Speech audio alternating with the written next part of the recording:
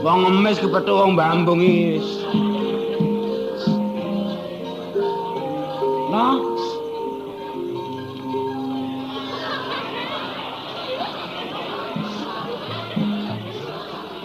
Lah apa kli? Kon kok sik cengeng ae sih. Kesandung watang. Sandung watang ya. Wurung amen wong ana kene ana kene arene. Apa? Apane gak debel bulane kaya ngene. Apa kli? Kon barek aku ngemis kepethuk wong Bambung ngene. Persis kon iku ratune wong Bambung kono. Kebeneran kli. Wak Mas, kula nedhi napa Wak Mas, sapawe sampean Wak Mas. Lah apa? Kula nedhi ten sampean Wak Mas. Njaluk.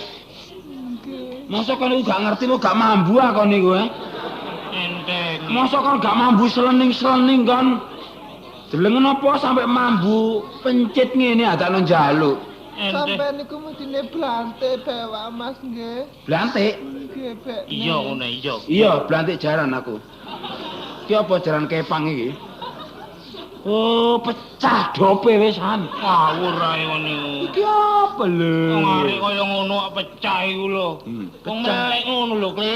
Sih. Lho ya. Oh, kabel yo sleteng.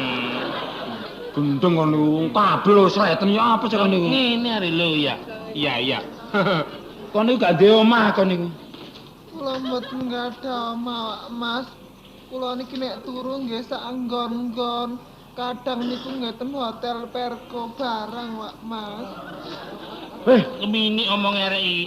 Lho, kaya ngene masih kaya ngene turune nggone hotel Perko ya omonganmu. Wong kaya ngene kok turu nang nggone hotel iku lho. Hotel Perko Surabaya kono ta? Mboten. Lah ndi? Hotel Perko niku empere toko niku lho Wak. Bener ngono empere toko. Nek ngono ya padha barek aku nek Nanti? Nanti nang nggone pinggir iku apa? Apa? Nang nggone hotel. Hotel ndi? Hotel Trisno ya rene. Lah kok iso Trisno? Apa nih? Kok iso hotel Trisno? Tritise Cina. Ini empere toko iku arene. Sampel men kok. Tambahi kan niku jane gendeng. Jenengmu sapa sih? Kula Sutati Wak Mas. Sutati. Duwe dulur. Enggak ada. Siapa? Sutekno. Dulurmu iku Tekno. Nggih. Duwe mak. Mak, mbok enggak ada kula. Siapa? Mbok kula niku soge namine inem ngoten kula mriko niku diusir niku Wak Mas. Bapak gak duwe. Bapak kula enggak ada nggih. Jenenge sapa? Bastam ning kula niki madosi mboten panggih kok. Rustam ta? Nggih Rustam. Dadi makmu jenenge Inem, bapakmu Rustam. Kon niku Sutati. Nggih. Dulure Tekno. Lho kon niku kok peleng ngene sih kon niku ya apa kon niku, Petuk balane wis. Oh, tak sodok keris pisan kok. Kon iki pas kene yo. Kok iso petuk balane ngawur rek. Udah nganggur digawe ngono lho. Wis.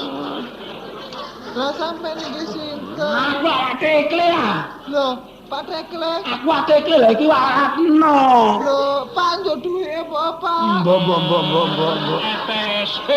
Ngrasakno duwe klobot mbako gak nyekel adakno kon niku. Melok mbok iku lak soge sih, Pak. Lah iki apa? Anane aku metu saka omahe mbokmu biyen. Aku yo mbelani kon balik kakakmu si Tekno iku. Sampai diusir balik wong tuamu.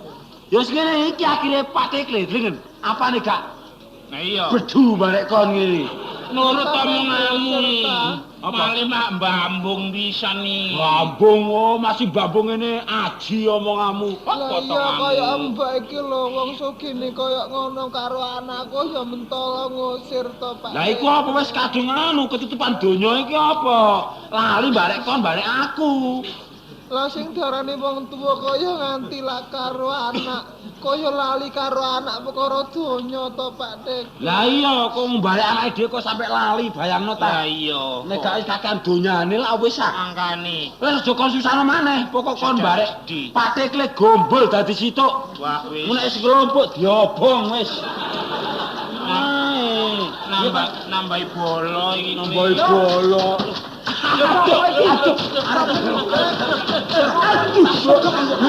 Iki sapa iki ya?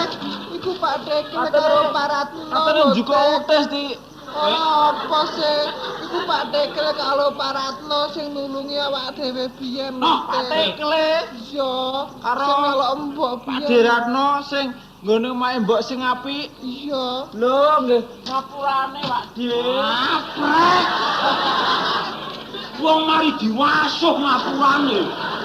Mangmula. Kon iku ya apa? Tekno iki. Nggih Pak De. Wah, kon barek Pak De mbok aja panggling wonge. Panggil wonge aja panggling barek ambune kon niku. Pak De, Sampean dados napa Pak De? Apane? Sampean dados napa? Dadi telu-telu aku. Mangmula nek tangane wong liya.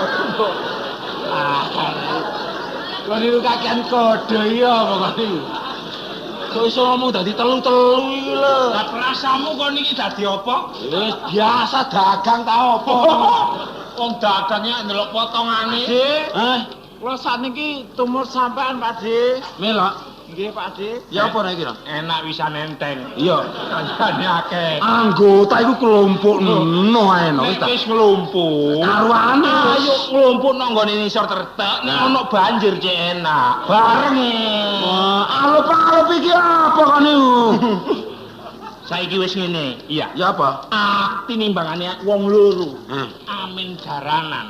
Saiki ayo dirobah ae. Dirubah apa? Gak amen jaranan. Dirubah ya apa? Dirobah ayo amen liyane jaranan. Liyane jarane gak salah ana maneh orkes apa orkes? Kelinci penomonganmu iku. Orkes iku bandane kakean kowe. Ludruk ya apa ludruk? Apa nih? Ludruk. Rong potongane kaya ngene kok ngludruk kon niku. Iya gak cocok soalnya iki gak ketok Lah iki. iya wong iku dope pedhot ngono lho. Gampang. Lah kok iso gampang? Gawe kentrung ya apa ya? Kentrung. Kentrung ayo dijenengno. Ya apa? Kentrung gaya baru. Oh ngono ah. Iya iya. Soale ana sing wedok atik wuto pisan. Lah cocok, Pak De. Ya apa? Kula tumur sampean jak napa Pak De? Tajak ngedekno kentrung gaya baru. Kentrung. Awakmu roh kentrung. Eling nggone wakane iki lho. Pak Kandar iki lho lak anggap kentrung ae kok. Ya. Roti.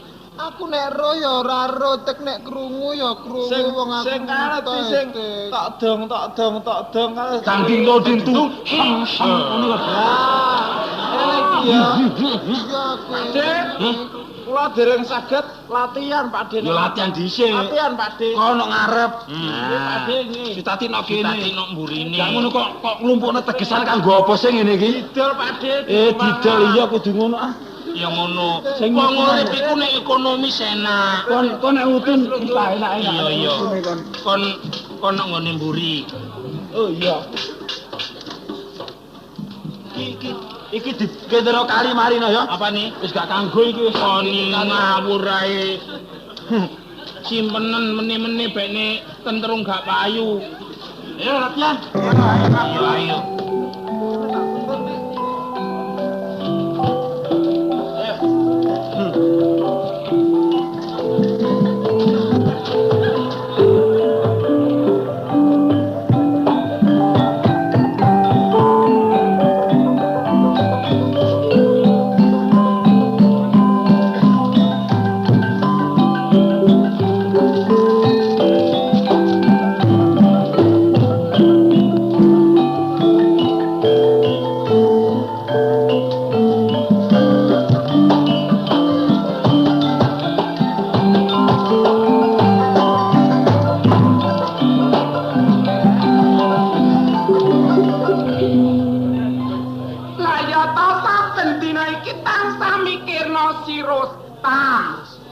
Aku biyen iki lawe somong to senajan bisa karo si Inem iki anake Tekno karo anu tapi iki kudu disekek kene kok ora lho saben dina kaya nggoleki anake wae iki lho dadi wong to iki rasane ora karu-karan ki yo nek ana kaya ngene iki kaya bapakne iki yo meneng wae. Wis mulih. Durung. Sing tak kuwatir iki nek bunuh diri gur soale Tekno karo Citati, Pak. Aku iki wis kliwat saking mituri si Rustam iki. Gak perlu dideleki. Kalau sudah tiba saatnya ibaratkan asam di gunung, garam di laut. Iya, Kumpul jadi satu dalam brio. 10 didelek ono, nek durung titi mangsane tidak dapat diketemukan.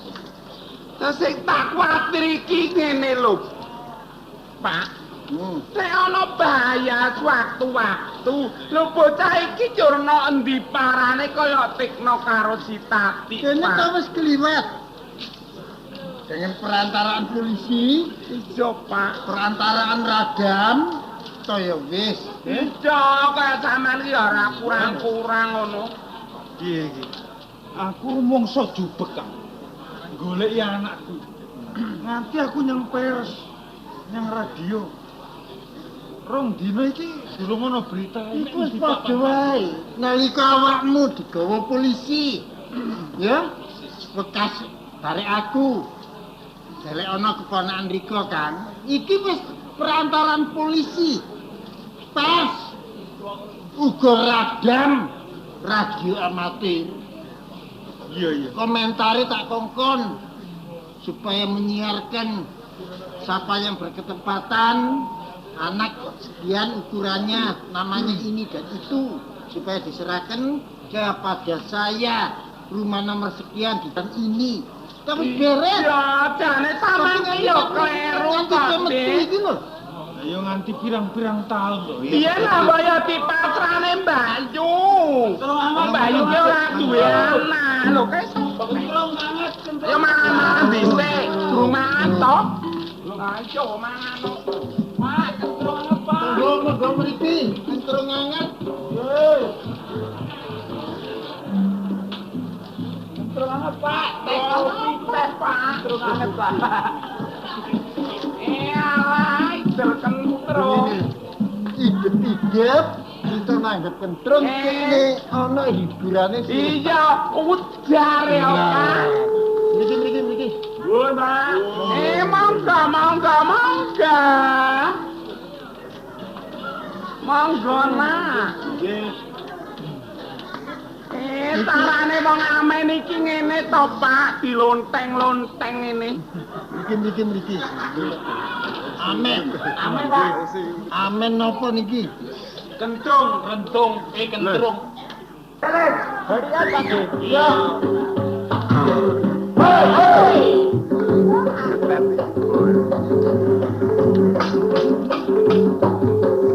Ya. Iki piye?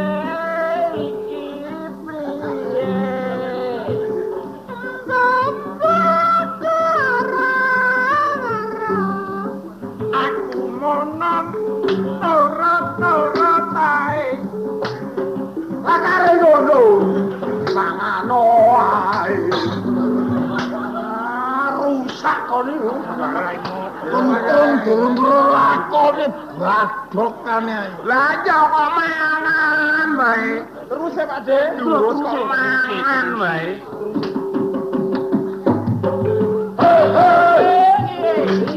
Iya.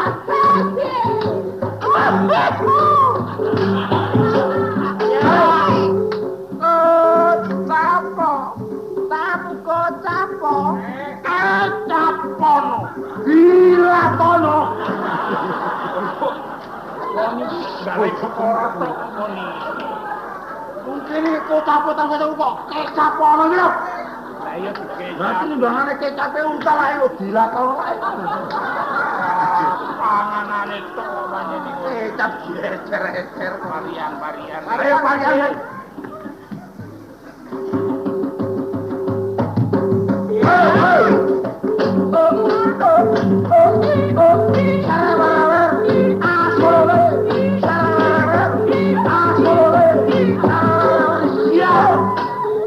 Ya apa rasane tempe Kentrong mangan tempe.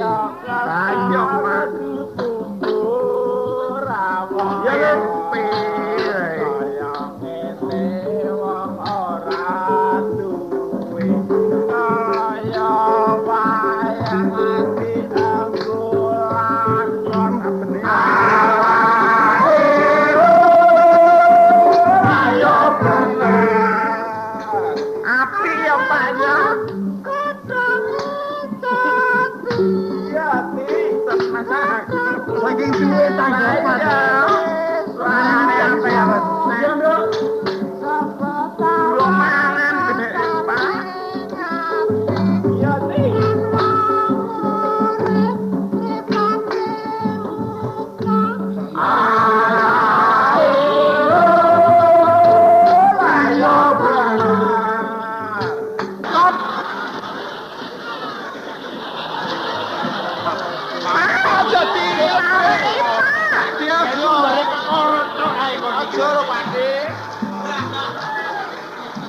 Sampeyan akeh ngomong lemu-lemu napa? Iya, kene sing lemu meng aku ta jasa mengenai apa nek omong kuwi. Pastor, aku kerasa sembarang mbok mengenai iki kerasa. Bojone ndak wegani ngoni. Lah nggih, Kon kok nek rabi lemu wegani ngoni. kula niki nek Kon melok ngoni ta? Mboten.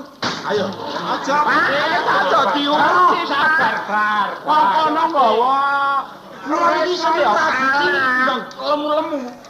Kali wong lemu niku gigu. Loh. ya. Sodok Jangan serampangan kalau bicara ya. Jangan Aja. serampangan ya. Aja lho, Pakde. Jarang-jarang. Sudah. Perkara ae kon iki. Gak ono wedi ya tak sewa. Iki musine gak wedi gak kapok iki. Kon. Lho terus Pakde, Cerita. cerita Cerita. Ndur.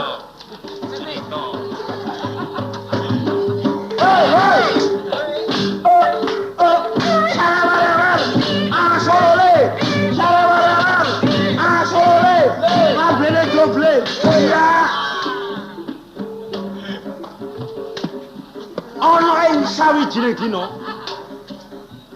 ana desa kang aran Desa Punden. Lah ya punden iki endi lho? Desa Punden termasuk daerah Semarang. Nek desa kono ana wong jejojohan lanang barek wedok. Sing wedok ya wedok, sing lanang ya lanang. Wis gendeng isane.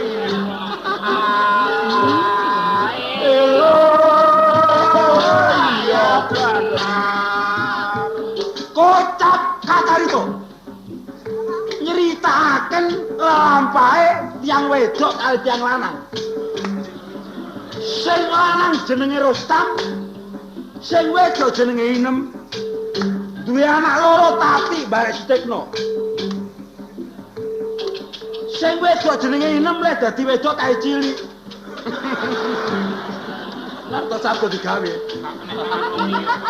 Keranjingan iki. Iki kentung mari liwat panas-panas. Ya benar. Jenenge Rostam. Biyen gak nyambut gawe sing lanang. Duwe anak loro sik cilik-cilik. Bareng sing lanang wis gak nyambut gawe omah nyewa. Sing lanang Rostam. Nek awan gak tau turu nek bengi ngantuk ae.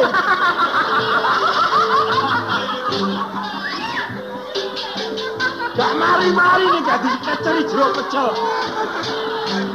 Saya iki lho kane wae. Bareng sing wedok telek pegawai ana kutha. Nuju sawijining dina kepethuk barek wong sugih sing aran Tuan Dolan ndek Mektekel. Tuan Dolan sugihne wong sak Surabaya. Bareng inem ditolong barek Tuan Dolan, kondo barek Rostam mulih. Kondo nek jange nang kutha telek pegawean. Dicegah barek Rostam. Jaluk pegatan sementara. Ala elo. Lah yo bener. Disi ae. Eleng-eleng Rostam wong lanang. Gak gelem njaluk pegat sementara.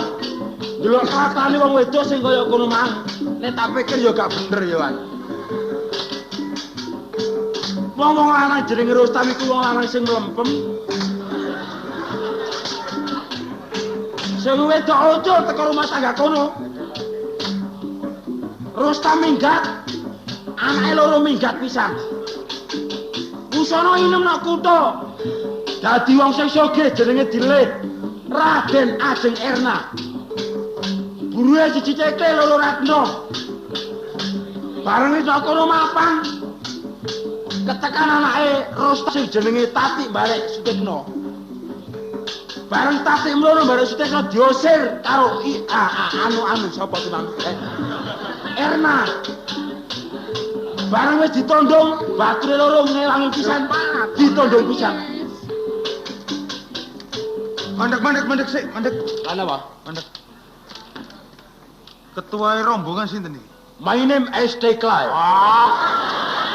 Padha ukur ngomonganmu. Lah apa wong jenenge Inggris gak oleh iki lho.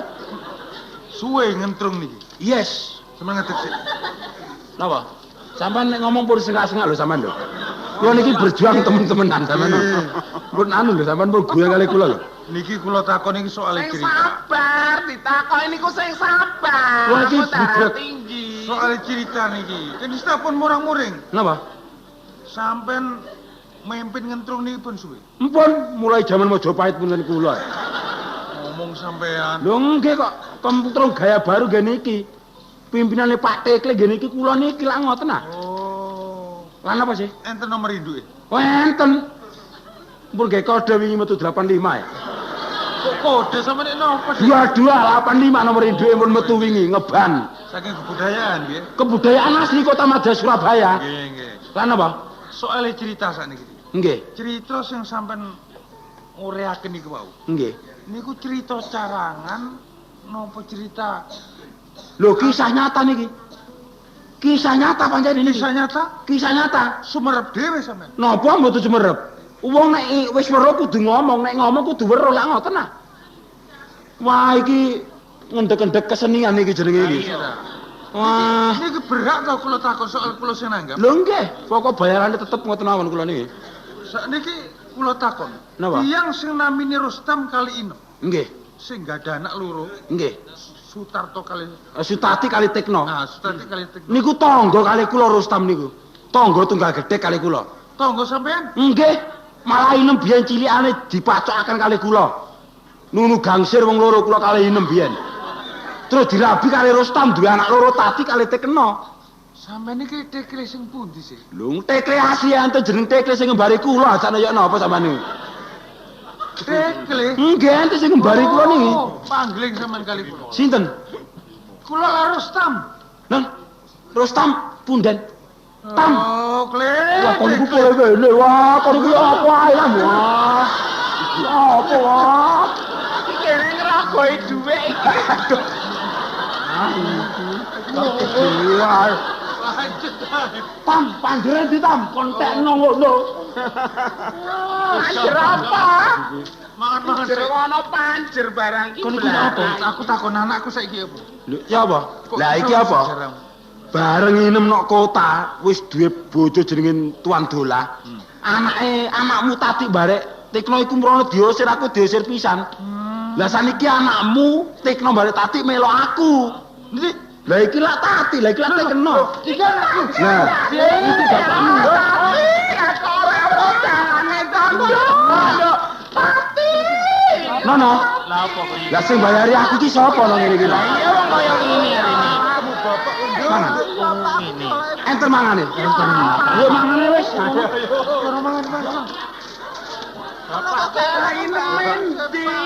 Apa?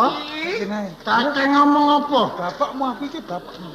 Lah ya pernah kok gak eling mbak aku sepak aku kok undang dokter.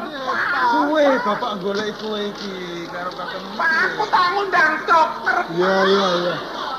Loh. Mriki.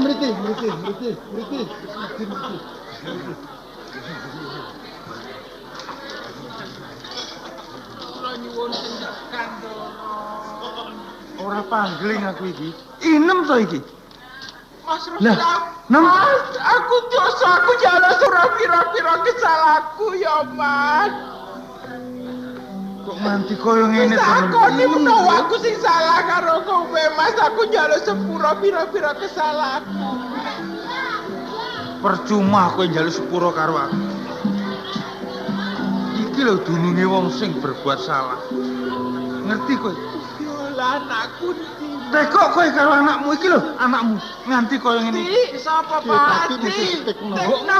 Aku kamu Pati.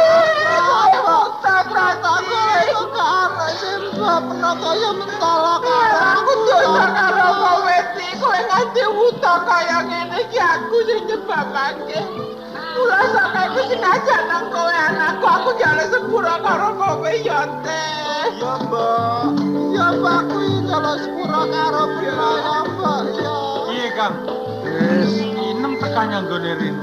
Allah tanpa rupa iki makne arek-arek ya bojomu. Toh ya durung kon talak. Ayo nedha nrimo karo sing gawe urip ketimune keluarga padha slamet berarti tamatnya cerita Gentrung Gaya Baru. Tamat cerita malam ini dan jangan lupa besok malam ceritanya Mayat Kembar, sebuah cerita besar yang akan kami persembahkan untuk Anda sekalian. Jangan lupa Mayat Kembar, sekali lagi Mayat Kembar, cerita untuk besok malam dari Ludruk Sariwari. Lebih jelasnya kami ulangi, Mayat Kembar. Akhir kata, selamat jalan, selamat pulang, selamat tidur. Semoga nanti Anda sekalian dalam tidur bermimpi yang indah, kelak berguna bagi Anda sekalian. Merdeka.